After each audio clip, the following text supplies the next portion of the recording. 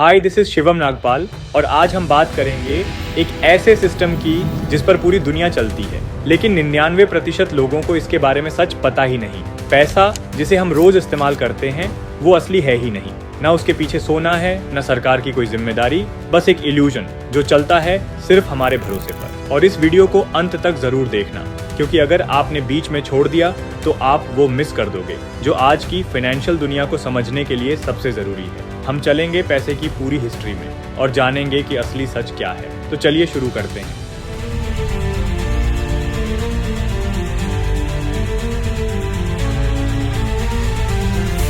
शुरुआत में कोई पैसा नहीं था, लोग चीजों का आदान प्रदान करते थे। इसे कहते हैं बार्टर सिस्टम। फॉर एग्जाम्पल, अगर मेरे पास गेहूं है और मुझे दूध चाहिए तो मैं किसी ऐसे को ढूंढूंगा जिसके पास दूध हो और उसे गेहूं चाहिए। लेकिन ये बहुत इनएफिशिएंट था, क्योंकि हर बार डबल कोइंसिडेंस ऑफ वांट्स चाहिए होता, यानी दोनों पार्टीज को एक दूसरे की चीज चाहिए होनी चाहिए। सॉल्यूशन क्या निकला? लोगों ने ऐसी चीजों को चुनना शुरू किया जो यूनिवर्सली वैल्यूएबल हों। हर रीजन ने अपने हिसाब से ऐसे आइटम्स को चुना जिन्हें लोग नेचुरली वैल्यूएबल मानते थे। भारत में कौड़ी के सीप चलते थे, अफ्रीका में नमक के ब्लॉक्स और चीन में कांस्य की छुरियां। रोम में भी नमक चलता था, जिससे आगे चलकर सैलरी शब्द बना। धीरे धीरे पैसा वही बन गया जिसे लोग यूनिवर्सल वैल्यू समझे। इसके बाद मेटल्स का दौर आया, जैसे कॉपर, सिल्वर और गोल्ड कॉइन्स। ये चीजें रेयर थीं, ड्यूरेबल थीं और लगभग हर जगह एक्सेप्ट की जाती थी। असल में यही थे रियल मनी, क्योंकि इनमें खुद की एक इंट्रिंसिक वैल्यू होती थी, यानी इनका खुद का भी कुछ मूल्य था, चाहे आप इन्हें एक्सचेंज करें या नहीं। इतिहास में बहुत पहले जब राजा महाराजा राज करते थे तब भी एक प्रॉब्लम शुरू हो गई थी। राजा लोग चाहते थे कि ज्यादा से ज्यादा कॉइन्स मार्केट में आए, लेकिन उनके पास इतना सोना और चांदी नहीं होता था। तो उन्होंने क्या किया? उन्होंने कॉइन्स में गोल्ड और सिल्वर की क्वांटिटी कम कर दी, लगभग 90% तक, और उसमें सस्ते मेटल्स जैसे कॉपर या टिन मिक्स कर दिए।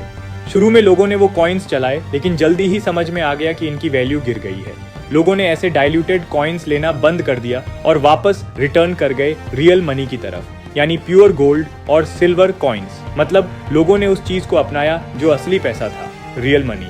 क्यों?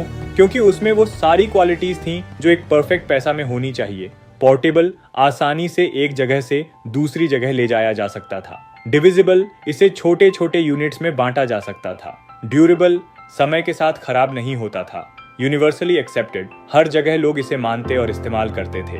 यूनिफॉर्मिटी, हर यूनिट बिल्कुल एक जैसा होता था, जिससे पहचान और लेन देन आसान हो। स्कैर्सिटी, इसकी मात्रा सीमित थी, जिससे इसका मूल्य बना रहता था। स्टोर ऑफ वैल्यू, इसे लंबे समय तक रखा जा सकता था और इसका मूल्य सुरक्षित रहता था। Trustless, no counter party risk, इसे इस्तेमाल करने के लिए किसी बिचौलिए या भरोसे की जरूरत नहीं थी।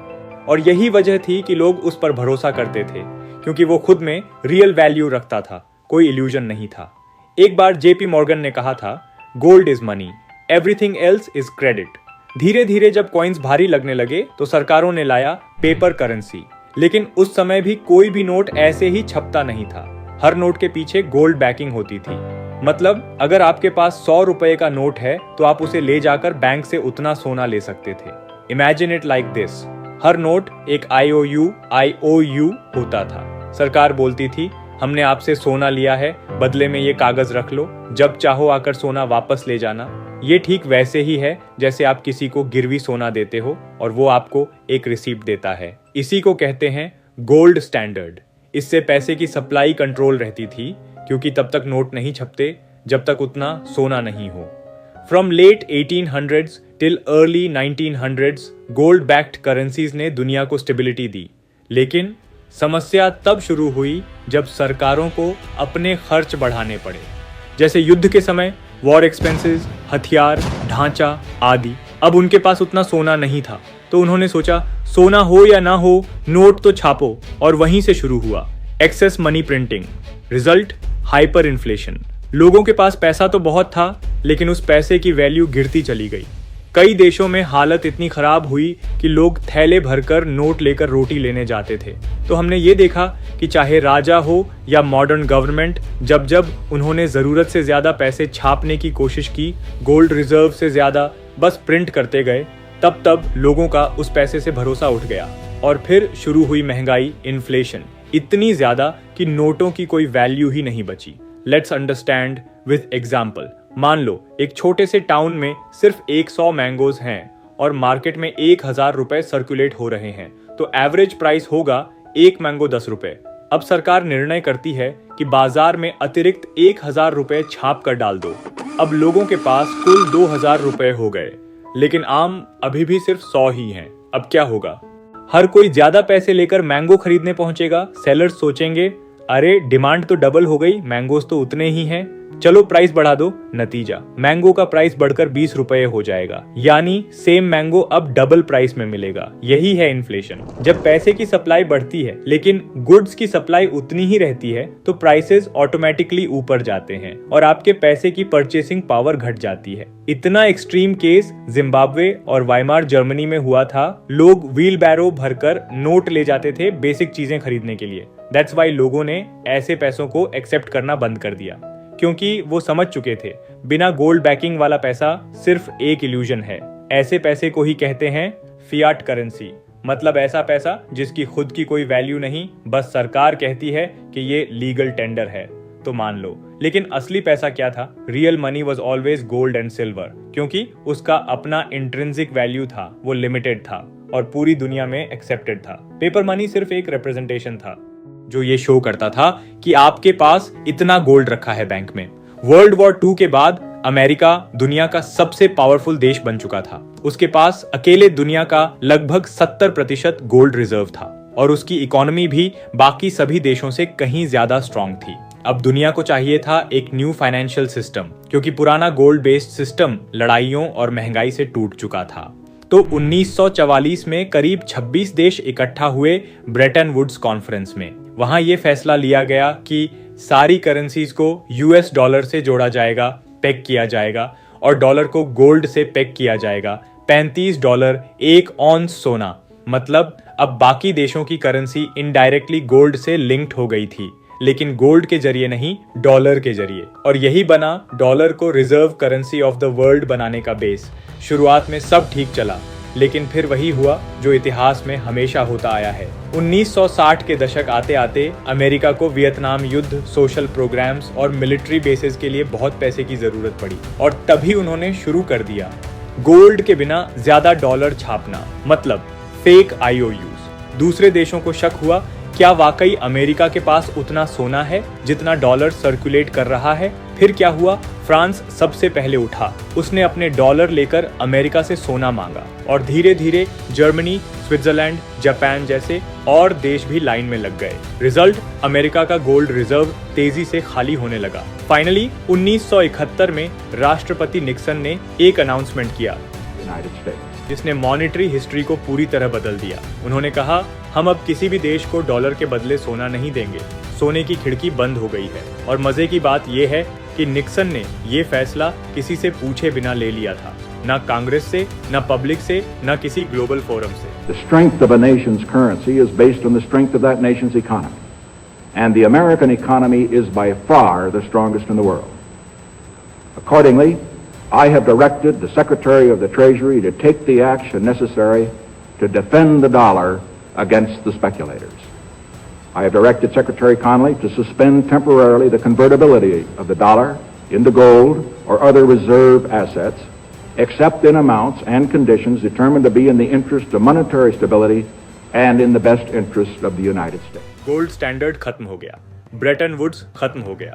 जब 1971 में निक्सन ने गोल्ड स्टैंडर्ड तोड़ा तो पूरी दुनिया एक साथ फीट करेंसी सिस्टम में आ गई, यानी पैसा अब कागज और भरोसे पर टिका था, ना कि सोने चांदी पर। असली पैसा तो हमेशा से गोल्ड और सिल्वर था। नोट सिर्फ एक प्रॉमिस स्लिप था कि इसके बदले में आपको गोल्ड मिलेगा। अब आप बोलेंगे कि हम नोट से आज भी गोल्ड खरीद सकते हैं, लेकिन असल बात यह है कि नोट खुद गोल्ड बैक्ड नहीं है और अगर सरकार बहुत ज्यादा नोट छाप दे तो उसकी वैल्यू गिरती है और महंगाई आसमान छूने लगती है। यही असली वजह है महंगाई की, जो आपको कोई नहीं बताता, ना न्यूज चैनल, ना बैंक, ना सरकार।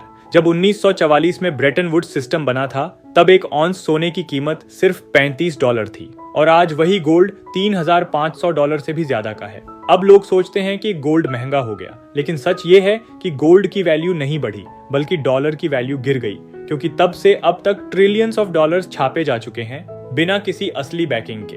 यानी ज्यादा नोट छापना, पैसे की कीमत गिराना, और यहीं से शुरू होती है असली महंगाई। लेकिन इससे पहले कि हम आगे बढ़ें, अब वापस चलते हैं हिस्ट्री की उस सबसे क्रूशल मोमेंट पर जब असली पैसे यानी गोल्ड से दुनिया को डिस्कनेक्ट कर दिया गया। साल था 1971 और अमेरिका के प्रेसिडेंट रिचर्ड निक्सन ने एक तरफा फैसला लेते हुए डॉलर को गोल्ड से अनलिंक कर दिया। यानी अब अमेरिका की सरकार किसी को भी नोट के बदले गोल्ड देने की जिम्मेदारी में नहीं रही। लेकिन किसी ने विरोध क्यों नहीं किया? क्योंकि यूएसए पहले से सुपर पावर था। वर्ल्ड वॉर 2 के बाद उसकी अर्थव्यवस्था सबसे मजबूत थी और उसके पास हथियार, मीडिया और global institutions, IMF, world bank का कंट्रोल था। 1974 में यूएसए ने सऊदी अरेबिया से डील की कि तेल सिर्फ डॉलर में बिकेगा। अब दुनिया को तेल चाहिए था तो डॉलर रखना मजबूरी बन गया। कोई दूसरा विकल्प था ही नहीं। दुनिया ने चुपचाप एक्सेप्ट कर लिया क्योंकि सबको सर्वाइवल चाहिए था, नॉट रेवोल्यूशन। हर करेंसी का एक लाइफ साइकिल होता है और ये साइकिल हमेशा एक जैसी कहानी दोहराता है। चलिए देखते हैं 7 stages step by step. Stage 1, sound money currency पूरी तरह गोल्ड या सिल्वर बैक्ड होती है, स्टेबल रहती है और लोग उस पर पूरा भरोसा करते हैं। हर नोट के पीछे रियल टेंजिबल वैल्यू होती है जिससे इन्फ्लेशन 0 के करीब रहता है। Stage 2, public works. सरकार बड़े बड़े इंफ्रास्ट्रक्चर प्रोजेक्ट्स, रोड्स, पोर्ट्स और पब्लिक बिल्डिंग्स बनाना शुरू करती है। इकोनॉमी को बूस्ट करने और जनता का सपोर्ट पाने के लिए ये खर्च जेन्युइन और सस्टेनेबल होता है। Stage 3, social programmes, welfare schemes, subsidies और बेनिफिट्स शुरू होते हैं लोगों को ज्यादा कंफर्ट देने के नाम पर। शुरू में सब खुश, लेकिन गवर्नमेंट का खर्च तेजी से बढ़ने लगता है। Stage 4, militarisation, defence budget inflate होने लगता है, वेपन्स, आर्मी एक्सपेंशन और वॉर्स के लिए। नेशनल सिक्योरिटी के नाम पर बोरोइंग और स्पेंडिंग दोनों अनकंट्रोल्ड हो जाते हैं। Stage 5, debasing the currency. Gold silver backing हटाई जाती है, करेंसी की प्योरिटी या वैल्यू कम होती है और ज्यादा नोट्स प्रिंट किए जाते हैं ताकि एक्स्ट्रा खर्च पूरे किए जा सकें बिना टैक्स बढ़ाए। इसका असर ये होता है कि इकोनॉमी में एक्स्ट्रा लिक्विडिटी आ जाती है जो ज्यादातर स्टॉक मार्केट और रियल एस्टेट में चली जाती है। इनकी प्राइसेस तेजी से ऊपर जाती हैं। नतीजा, asset prices record high, rich investors और ज्यादा अमीर, लेकिन आम लोगों के लिए घर और इन्वेस्टमेंट्स अफोर्ड करना मुश्किल। वेल्थ गैप एक्सप्लोड कर जाता है। Stage 6, loss of confidence. लोग समझने लगते हैं कि करेंसी की कोई रियल बैकिंग नहीं है। फॉरेन इन्वेस्टर्स कैपिटल निकालने लगते हैं। लोकल लोग हार्ड एसेट्स, सोना, चांदी, जमीन में शिफ्ट करने लगते हैं। करेंसी डिवैल्यूएशन एक्सेलरेट होती है। Stage 7, collapse and reset currency. Hyper inflation या कंप्लीट लॉस ऑफ ट्रस्ट से कोलैप्स हो जाती है। सरकार नया करेंसी सिस्टम इंट्रोड्यूस करती है, अक्सर फिर से गोल्ड बैक्ड या किसी नई स्ट्रॉन्ग करेंसी के रूप में। साइकिल फिर से शुरू हो जाता है। इतिहास गवाह है, चाहे रोमन डिनेरियस हो, जर्मन मार्क हो या मॉडर्न फियाट करेंसीज, जब जब सरकार ने करेंसी की लिमिट से ज्यादा छापा, नतीजा एक ही निकला, कोलैप्स। अब हम उसी सिस्टम के स्टेज 6 पर हैं। लोगों का विश्वास फीट से उठ चुका है। हर सरकार बस नोट छाप रही है बिना लिमिट के। BRICS देश ब्राजील, रूस, भारत, चीन, दक्षिण अफ्रीका तेजी से डॉलर रिजर्व घटा रहे हैं और सोना खरीद रहे हैं। इंडिया, रशिया जैसे देश अपने करेंसीज में ट्रेड कर रहे हैं। कंट्रीज बोल तो नहीं रहे, लेकिन डॉलर से भाग रहे हैं। अब सवाल है, जब जब सरकारों ने फेक मनी सिस्टम चलाया, लोगों ने उस सिस्टम को रिजेक्ट किया और लौट गए रियल मनी की तरफ, गोल्ड और सिल्वर की तरफ। जब ये फियाट सिस्टम गिरेगा, लोग क्या चुनेंगे? फिजिकल गोल्ड एंड सिल्वर, या करेंसी बैक्ड बाय गोल्ड, या फिर बिटकॉइन, या gold backed tokens. Gold backed tokens असल में डिजिटल रूप में सोना होते हैं। मतलब हर एक टोकन के पीछे उतना ही फिजिकल गोल्ड रखा होता है जो किसी ट्रस्टेड वॉल्ट में स्टोर किया जाता है और उसकी रेगुलर ऑडिट भी होती है। अब तो आपको समझ आ ही गया होगा कि रियल मनी क्या है और आने वाले 10 से 15 सालों में जब डॉलर और बाकी फियाट करेंसीज कोलैप्स होंगी, हमें क्या करना है। और अगर आप ये वीडियो उस वक्त देख रहे हो तो कमेंट में जरूर बताना, क्या नया रिजर्व करेंसी बना? क्या दुनिया वापस गोल्ड स्टैंडर्ड पर गई, या फिर लोग खुद ही फिजिकल गोल्ड सिल्वर की तरफ लौट गए? लेकिन एक बात याद रखना, जब भी गोल्ड वापस मॉनेटरी सिस्टम में आया है, उसका प्राइस कई गुना बढ़ चुका होता है। हिस्ट्री खुद इसकी गवाही देती है और ये पूरा एनालिसिस मैं आपको एक अलग वीडियो में दूंगा। क्या आप अपने मेहनत के पैसों को उस इल्यूजन में रखना चाहेंगे जो कभी भी वैल्यू खो सकता है? याद रखना, जब डॉलर गिरेगा तो पूरी दुनिया हिलेगी, क्योंकि आज हर देश का सेंट्रल बैंक डॉलर को रिजर्व में रखता है और दुनिया की ज्यादातर ट्रेडिंग भी इसी पर होती है। लेकिन सच्चाई ये है कि बाकी करेंसीज भी फिएट ही हैं, यानी उनकी भी कोई असली वैल्यू नहीं, बस एक इल्यूजन है। ऊपर से अमेरिका का नेशनल डेट पहले ही 36 ट्रिलियन से ज्यादा हो चुका है, जो साफ दिखाता है कि ये सिस्टम टिकाऊ नहीं है। अगर डॉलर पर से भरोसा टूटा तो यूरो, येन, पाउंड सब साथ में हिलेंगे। ये सिर्फ एक करेंसी का कोलैप्स नहीं होगा, ये पूरे फाइनेंशियल सिस्टम का रीसेट होगा। डोंट सेव फेक रुपीज और डॉलर, सेव रियल मनी। इस नॉलेज को अपने दोस्तों के साथ शेयर करो। आओ मिलकर बनाएं एक फाइनेंशियली जागरूक भारत, जहां हर कोई अपने फ्यूचर के लिए स्मार्ट फाइनेंशियल डिसीजंस ले सके। This is Shivam Nagpal signing off for today. Subscribe जरूर करना रिच एंड वाइज को, जहां आपको मिलती है रियल फाइनेंस की नॉलेज, नॉइज से हटके लॉजिक के साथ। Thanks for watching. मिलते हैं नेक्स्ट वीडियो में।